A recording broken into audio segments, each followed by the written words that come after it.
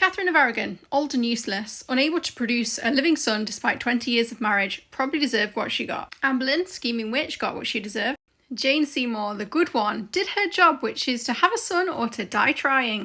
Anne of Cleves, ugly and stinks, got what she deserved.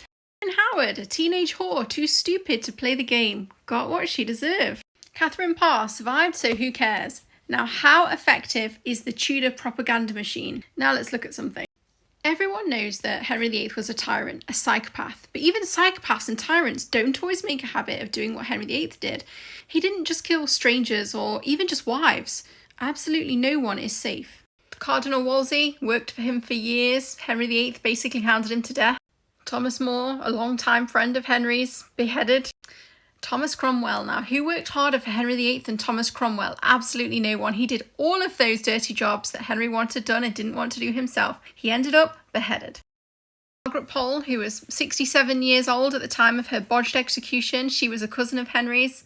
Can you imagine living in the Tudor court, a place of ambition and intrigue? You can't really leave, you're there for most of the year, and everything you do is under the microscope. Catherine of Aragon was a Spanish princess. She knew what her duty was in terms of giving Henry children. She gave birth 5 times. Only one of these children, Princess Mary, makes it to adulthood. Can you imagine her pain? And then when Henry is displeased with her, he separates her from her beloved Mary. Now, whatever the faults are with any of the wives, and we all have them, it's interesting to note how history has preserved these faults. What is the first thing that you think of when I say Anne of Cleves or Catherine Howard? Was it something along the lines of what I said in the start of the video?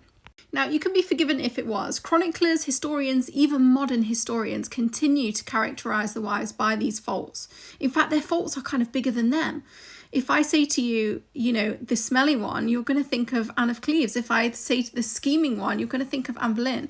The problem is, whilst we continue to characterise these women by their flaws and their faults, we give Henry reason and cause and justification. And we really, I think, have to have a conversation about that. If you like this video, do check out my YouTube channel because I've got loads of longer videos on there. Wherever you are in the world, guys, have a great day.